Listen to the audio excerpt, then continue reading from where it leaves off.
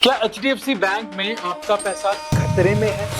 क्या भारत का सबसे भरोसेमंद बैंक एचडीएफसी अब किसी बहुत बड़ी मुसीबत में फंस चुका है जिसका ज्यादातर लोगों को पता भी नहीं है? एक सेकंड सोचकर देखिए दोस्तों, जिस बैंक में शायद आपकी जिंदगी भर की कमाई पड़ी है, जिस बैंक को भारत में करोड़ों लोग आंखें बंद करके सबसे सुरक्षित मानते हैं, अगर उसी बैंक के चेयरमैन अचानक इस्तीफा देकर ये कहते हैं कि पिछले कुछ सालों में बैंक में जो कुछ हुआ है वो उनके पर्सनल वैल्यूज और एथिक्स से मेल नहीं खाता, तो ऐसे में क्या आपको चिंता नहीं होगी? और दोस्तों, मामला सिर्फ चेयरमैन के इस्तीफे तक सीमित नहीं है। बैंक ने अपने ही बोर्ड में बैठे हुए सीईओ पर पेनल्टी तक लगा दी। आरबीआई ने जवाब भी मांगा इसका, और एक के बाद एक कई विवाद सामने आए। इसके अलावा जिस एचडीएफसी शेयर को लोग भरोसे की निशानी मानते थे, उसने लास्ट 5 सालों में कोई रिटर्न नहीं दिया है दोस्तों। आप सोच के देखो, इंडिया का टॉप बैंक है, उसके शेयर ने कोई रिटर्न नहीं दिया। तो क्या एचडीएफसी बैंक में लोगों का पैसा अब सेफ भी है, या फिर इसके पीछे कोई ऐसी कहानी है जो पिछले कुछ सालों से धीरे धीरे बन रही थी और आज जाकर सामने आ रही है? आज हम उस पूरी कहानी को डिटेल में समझेंगे, शुरुआत से लेकर आज तक। और वीडियो के आखिर तक आपको यह साफ पता चल जाएगा कि एचडीएफसी बैंक में आपका पैसा सच में कितना सेफ है। तो चलिए वीडियो को शुरू करते हैं। बट उससे पहले, अगर आप इस तरीके की डॉक्यूमेंट्रीज एंड केस स्टडी समझना चाहते हैं जो बिजनेस एंड फाइनेंस से रिलेटेड है, तो चैनल को सब्सक्राइब जरूर करना। तो एचडीएफसी की कहानी को समझने के लिए इसे 2 हिस्सों में बांटना जरूरी है, आदित्य पुरी वाला दौर और आदित्य पुरी के बाद वाला दौर। और असल जो खेल है दोस्तों, वो इन्हीं दोनों के बीच में हुआ है। शुरुआती दिनों में बैंक को लीड करने के लिए दीपक पारेख, जो एचडीएफसी लिमिटेड के फॉर्मर चेयरमैन थे, ये किसी दमदार बैंकर की तलाश में थे। और इनकी तलाश दोस्तों मलेशिया में जाकर पूरी हुई। मलेशिया से ये आदित्य पुरी को लेकर आए, जो वहां पर सिटी बैंक को चला रहे थे। आदित्य पुरी अकेले नहीं आए, ये अपने साथ एक और शख्स को लेकर आए जिसका नाम था परेश सुखथनकर। और ये नाम दोस्तों याद जरूर रखना, क्योंकि ये नाम बहुत इंपॉर्टेंट है इस पूरी कहानी में। परेश सुखथनकर का काम था दोस्तों क्रेडिट और रिस्क मैनेजमेंट का। आसान भाषा में अगर आप लोगों को समझाऊं तो किसको लोन देना है और किसको नहीं, ये काम परेश सुखथनकर का था। उनका फंडा दोस्तों बहुत सिंपल था, फालतू का रिस्क लेना नहीं है और लोन देने से पहले सब कुछ बहुत सख्ती से चेक करना है, चाहे उसके बदले कम लोन देना पड़े। देखो, दुनिया में हर बैंक आज की डेट में लोन बांटना चाहता है, क्योंकि लोन तो सब कुछ चाहिए ही चाहिए और लोन से बैंक की कमाई होती है। लेकिन असली मजबूत बैंक वो है दोस्तों जो रिस्क सही से जांच कर लोन दे और उस पैसे को वापस से वसूले भी, क्योंकि तभी तो बैंक की कमाई होगी। और इस चीज को परेश सुखथनकर बहुत अच्छे से फॉलो भी कर रहे थे और इस वजह से उनको अच्छे रिजल्ट भी मिले, जिसके बारे में अगर आप लोगों को बताऊं तो 2015 में जब देश के सारे बैंक एनपीए यानी बैंक लोन संकट में फंसे थे, आईसीआईसीआई जैसे दिग्गज बैंक का ग्रॉस एनपीए करीब 6% तक चला गया था। लेकिन उसी बुरे दौर में एचडीएफसी का ग्रॉस एनपीए कभी 1.5-2% के ऊपर नहीं गया।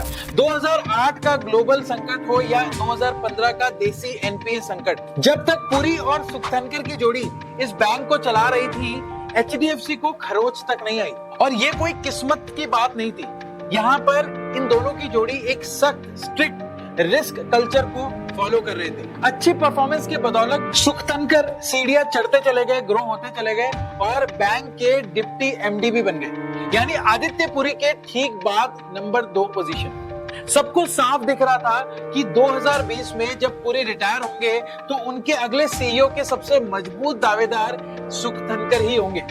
लेकिन फिर 2018 में एक चौंकाने वाली बात सामने आई, सुखथनकर ने अचानक इस्तीफा दे दिया। दीपक पारेख और टॉप मैनेजमेंट ने उन्हें खूब मनाया, लेकिन वो नहीं माने और पर्सनल रीजन बताकर चले गए। अब इस इंसिडेंट को दोस्तों आप याद रखना, बिकॉज इस पूरी कहानी में सबसे बड़ी प्रॉब्लम यहीं से शुरू होती है।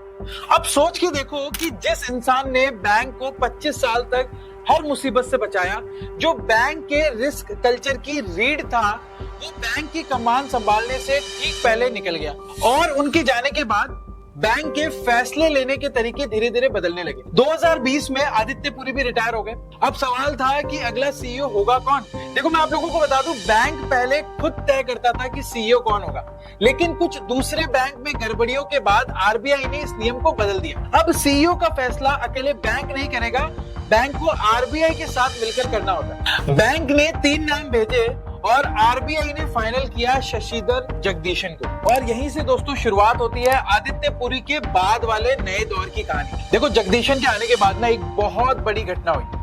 1 जुलाई 2023 को होम लोन देने वाली पेरेंट कंपनी एचडीएफसी बैंक में मर्ज हो गई। ऊपर से देखो तो ये बहुत शानदार खबर थी। जो बैंक अभी दुनिया की 10वीं सबसे बड़ी बैंक थी, मर्जर के बाद 4थी सबसे बड़ी बैंक बन गई एज पर मार्केट कैपिटलाइजेशन। लेकिन दोस्तों, जैसे हर चमकने वाली चीज सोना नहीं होती, वैसे ही दोस्तों इस चमक के पीछे भी एक बहुत बड़ी परेशानी छिपी थी। और इसे समझने के लिए एक शब्द सीखना जरूरी है, वो है दोस्तों क्रेडिट टू डिपॉजिट रेशियो, यानी CD रेशियो। यह बताता है कि बैंक के पास जमा हुए हर 100 रुपए में से उसने कितने रुपए को लोन के रूप में बांट दिया। मान लो CD रेशियो 80% है, तो मतलब 100 रुपए के डिपॉजिट पर 80 रुपए का लोन दिया गया। अब पेज समझिए दोस्तों, मर्जर से पहले एचडीएफसी बैंक का CD रेशियो 80 से 85% के बीच में रहता था, जो एक हेल्दी जोन में आता है, कोई परेशानी वाली बात नहीं थी। लेकिन जो एचडीएफसी लिमिटेड मर्ज हुई थी, वो सिर्फ लोन देती थी, डिपॉजिट लेती ही नहीं थी। तो जैसे ही दोनों जुड़े, बैंक के पास लोन तो ढेर सारे आ गए, लेकिन उस हिसाब से डिपॉजिट नहीं आए। तो नतीजा ये हुआ दोस्तों कि CD रेशियो उछलकर करीबन 99% तक पहुंच गया। यानी 100 रुपए के डिपॉजिट पर 99 रुपए का तो लोन दिया जा रहा है। और ये किसी भी बैंक के लिए लिक्विडिटी के नजरिए से बेहद रिस्की सौदा था। मतलब अगर एक साथ बहुत से लोग अपना पैसा मांगने आ जाए, तो देने के लिए बैंक के पास कुछ बचेगा ही नहीं। इसका इलाज सिर्फ एक ही था, जो आप लोगों के भी समझ में आ गया होगा, कि ज्यादा से ज्यादा डिपॉजिट लेके आना। अब इस प्रॉब्लम को सॉल्व करने के लिए अपने इतिहास में पहली बार एचडीएफसी बैंक एक स्ट्रक्चरल दबाव में आ गया। और जब कोई बड़ा संस्थान दबाव में आता है, तब उसका असल इम्तिहान शुरू होता है दोस्तों। इसी डिपॉजिट के दबाव के बीच में बैंक के कुछ कर्मचारियों को पता चला कि MSRDC यानी Maharashtra state road development corporation के पास काफी सारा फंड पड़ा है। कर्मचारी बैंक के उनके पास गए और कहा, 25,000 करोड़ जो आपके पास पड़ा है, उसको हमारे बैंक में जमा करवा दीजिए। MSRDC ने एक सीधा सवाल पूछा कि कितना ब्याज दोगे भाई साहब? बैंक ने कहा, फिलहाल हम 3.5% दे रहे हैं। MSRDC बोला कि भाई हम 3.5% में तो आपके पास नहीं आने वाले, हमें 6% चाहिए। अब एक नॉर्मल बैंक यहाँ पर होता तो क्या करता? इस डील को छोड़ देता, क्योंकि 3.5% से ज्यादा तो ब्याज वो दे नहीं सकते थे और कोई दूसरा प्रोडक्ट ऑफर करता। लेकिन एचडीएफसी बैंक में दबाव इतना था कि उन्होंने इस दबाव में कुछ बहुत अजीब किया। देखो, अजीब क्या किया वो मैं बताऊंगा, बट उससे पहले आरबीआई का एक क्लियर नियम बता देता हूं। और आरबीआई का वो नियम यही है दोस्तों कि आप एक ग्राहक के लिए अलग रेट नहीं बना सकते। जो सबको दे रहे हैं वही एमएसआरडीसी को भी यहाँ पे देना पड़ेगा। तो खुलेआम 6% तो देना अलाउड था ही नहीं, वो तो रूल्स के खिलाफ था। तो बैंक ने इंटरनल ऑडिट के मुताबिक बीच का जो 2.5% का फर्क आ रहा था, उसको अपने मार्केटिंग बजट से निकाला और एमएसआरडीसी को रोड सेफ्टी अवेयरनेस कैंपेन की स्पॉन्सरशिप के नाम पर करीबन 45 करोड़ रुपए ट्रांसफर कर दिए गए। मतलब आप ये सोचो कि ब्याज का जो पैसा था उसको घुमाकर मार्केटिंग खर्च की शक्ल में दिखाया गया। और बाद में जब इंटरनल ऑडिट हुआ तो ये पता चला कि वो कैंपेन कभी हुआ ही नहीं था। बैंक ने सिर्फ वो कॉन्ट्रैक्ट हासिल करने के लिए एमएसआरडीसी को बचा हुआ पैसा जुगाड़ लगा के दूसरे तरीके से दे दिया। ये पूरा मामला दोस्तों 2017 और 2021 के बीच में हुआ था। देखो, यहाँ से ना एक बहुत बड़ा सवाल उठता है कि जो बैंक सालों तक अपने स्ट्रिक्ट नियमों के लिए जाना जाता था, वो अब डिपॉजिट के दबाव में नियमों के आसपास रास्ते निकालने लगा था। ये अपने आप में इस बात का सबूत है दोस्तों कि रिस्क कल्चर की वो रीढ़ जो सुख्तनकर छोड़कर गए थे, वो कमजोर पड़ चुकी थी।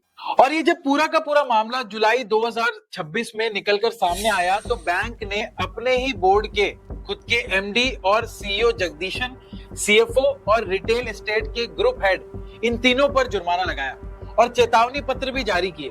बोर्ड ने यह भी कहा कि ये पूरा का पूरा मामला एक बिजनेस ओवररीच का मामला है, यानी हद से ज्यादा उत्साह के कारण इन तीनों ने ये सारी चीजें की है, इसमें इनका कोई लालच या कोई निजी फायदा नहीं था। तो ऐसे में सिर्फ जुर्माना लगाकर छोड़ दिया गया। देखो, जुर्माना लगाना कोई बहुत बड़ी बात नहीं थी, लेकिन यहाँ पे बात ये बड़ी थी कि ये भारत के इतिहास में पहली बार हुआ था कि किसी बैंक के बोर्ड ने अपने ही बैठे हुए सीईओ को पब्लिकली पेनल्टी लगाई और आरबीआई ने इस पर बैंक से अलग से जवाब भी मांगा। एमएसआरडीसी दोस्तों इकलौता मामला नहीं था। इस दौर में आरबीआई की सख्ती लगातार बढ़ती चली गई और मार्च 2025 में केवाईसी नॉर्म्स के लिए एचडीएफसी पर फिर एक बार जुर्माना लगाया गया। देखो सिंपल सी बात है कि आरबीआई की गुड बुक्स में जो बैंक सबसे ऊपर था उस पर अब बार बार जुर्माना लग रहा था और वह रडार पे आने लग गया। फिर आया दोस्तों गल्फ वाला झटका।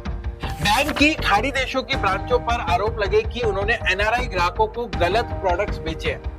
क्रेडिट स्विस के 81 बॉन्ड्स को एफडी जितना सेफ बताकर बेच दिया गया। असल में 81 बॉन्ड बेहद रिस्की होते हैं जिनमें पैसा डूबने का खतरा बहुत ज्यादा रहता है। और बैंक की बदकिस्मती ये थी कि 2023 में क्रेडिट स्विस खुद डूब गई और वो बॉन्ड राइट ऑफ हो गए और ग्राहकों का पैसा साफ हो गया।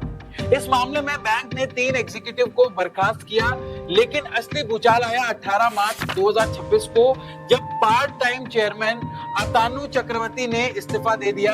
उनकी ये लाइन थी दोस्तों कि पिछले 2 सालों में बैंक में जो भी कुछ हुआ है वो उनके पर्सनल वैल्यूज और एथिक्स से मेल नहीं खाता। जब किसी बड़े बैंक के बोर्ड का चेयरमैन ऐसी बात कहकर जाए ना दोस्तों, तो मामले को हल्के में नहीं लेना चाहिए। इसके कुछ ही दिनों बाद बैंक की मार्केट कैपिटलाइजेशन की एक बहुत बड़ी रकम तक उड़ गई और एडीआर तक यहाँ पे गिर गए। जब एचडीएफसी बैंक की मुसीबतें बढ़ती जा रही थी तो बैंक ने इन सारे आरोपों को नकारा और 2 बाहरी लॉ फर्म से जांच करवाई, जिन्होंने कहा कि चक्रवर्ती के आरोपों में कोई दम नहीं है, लेकिन यही एक नई कंट्रोवर्सी भी खड़ी होगी। इनमें से एक law firm Wadia Gandhi and को पहले एचडीएफसी के मर्जर में बैंक को अपनी लीगल एडवाइजरी दे रही थी, यानी जिस फर्म से बैंक का पुराना कारोबारी रिश्ता था उसी को स्वतंत्र जांच के लिए चुना गया और यह पुराना रिश्ता ठीक से डिस्प्ले भी नहीं किया गया। भरोसे के लिए जाने जाने वाला एचडीएफसी बैंक अब भरोसे के ही सवालों से घिर गया था और विवाद यहीं तक नहीं रुके दोस्तों।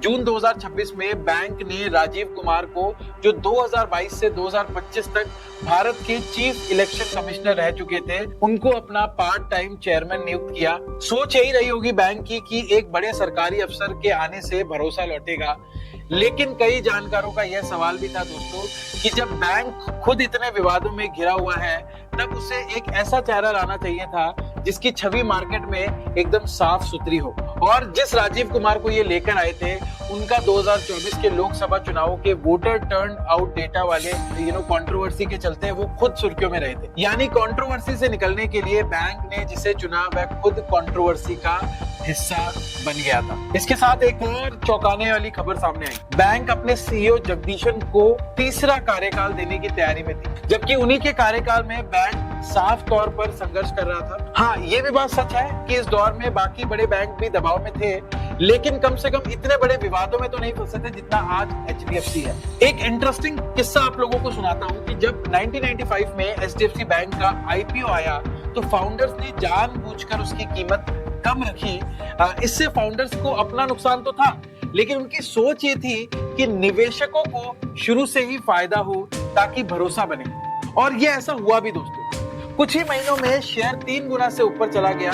लोगों ने देखा कि इस बैंक के साथ पैसा बनता है और धीरे धीरे एचडीएफसी भरोसे का बैंक बनता चला गया। सालों तक इसी भरोसे की वजह से लोग इसके शेयर को बुक वैल्यू से 5 से 6 गुना ऊंचे दाम पर खरीदने को भी तैयार रहते थे, लेकिन आज वह प्रीमियम गिर रहा है। शेयर अब बुक वैल्यू के करीब 2 से 2.5 गुना तक आ गया है। यानी जो वैल्यूएशन का फायदा एचडीएफसी के पास एक समय में रहता था वो अब आईसीआईसीआई जैसे कॉम्पिटिटर बैंक्स के पास जा रहा है। और नंबर भी यही कहानी कहते हैं। नए सीईओ के कार्यकाल में बैंक ने सालाना सिर्फ 4.5% का रिटर्न दिया है और हाल की रेवेन्यू ग्रोथ भी सिर्फ 4% के आसपास रही है। पर सबसे बड़ा नुकसान नंबरों में नहीं है दोस्तों। एक आम आदमी के लिए उसकी बैंक सिर्फ फाइनेंस की एक इमारत नहीं होती दोस्तों, वो उसकी जिंदगी भर की मेहनत का लॉकर होती है दोस्तों। एचडीएफसी आज भी फाइनेंशियली मजबूत है, इसमें कोई शक नहीं है, लेकिन कल तक जो लोग बिना सोचे इसमें पैसा रखते थे आज वो सोचने पर मजबूर हो गए हैं। और जहां तक लोगों के पैसों की बात है तो वो बिल्कुल सेफ है, पर ये सारी चीजें जो बैंक में हो रही है ये लोगों को सोचने पर मजबूर जरूर कर रही है कि बैंक का फ्यूचर सही तो है। तो इस पूरी कहानी में अभी तक आपने देखा कि एचडीएफसी बैंक की जो मुसीबतें हैं वो एक रेजिग्नेशन, एक इस्तीफे से शुरू हुई थी। परेश सुखतनकर अगर बैंक में रुके होते तो शायद डिपॉजिट के दबाव में भी बैंक अपने सख्त नियमों से समझौता ना करता।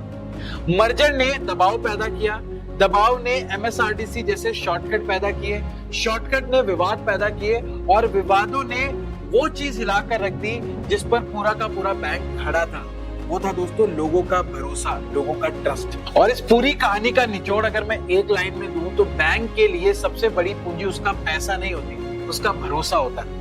पैसा दोस्तों कमाया जा सकता है, नियम बदले जा सकते हैं, सीईओ बदले जा सकते हैं, लेकिन एक बार अगर भरोसा टूट गया ना तो उसको जुड़ने में सालों लगता है। एचडीएफसी आज उसी इम्तिहान में है कि क्या वो सीडी रेशो का दबाव सही तरीके से हल कर पाएगा और क्या वो अपना खोया हुआ भरोसा वापस पा पाएगा। देखो मैं एक सिंपल सी बात कहता हूं दोस्तों, किसी भी बैंक के बड़े होने में और भरोसेमंद होने में फर्क होता है। अगर ये वीडियो हेल्पफुल लगा हो दोस्तों तो लाइक जरूर करना और इस वीडियो को अपने उन लोगों तक जरूर भेजना जिनका एचडीएफसी में अकाउंट है या वो लोग जो आंख बंद कर बैंक पर भरोसा कर लेते हैं। और हाँ, चैनल को सब्सक्राइब करना बिल्कुल मत भूलना। आप हमें इंस्टाग्राम पे भी फॉलो कर सकते हैं, मैं छोटे छोटे शॉर्ट फाइनेंशियल पर्सनल फाइनेंस से रिलेटेड कंटेंट वहां भी डालता रहता हूं। तो चलिए नेक्स्ट वीडियो में आप लोगों से मुलाकात होती है एक नई केस स्टडी के साथ।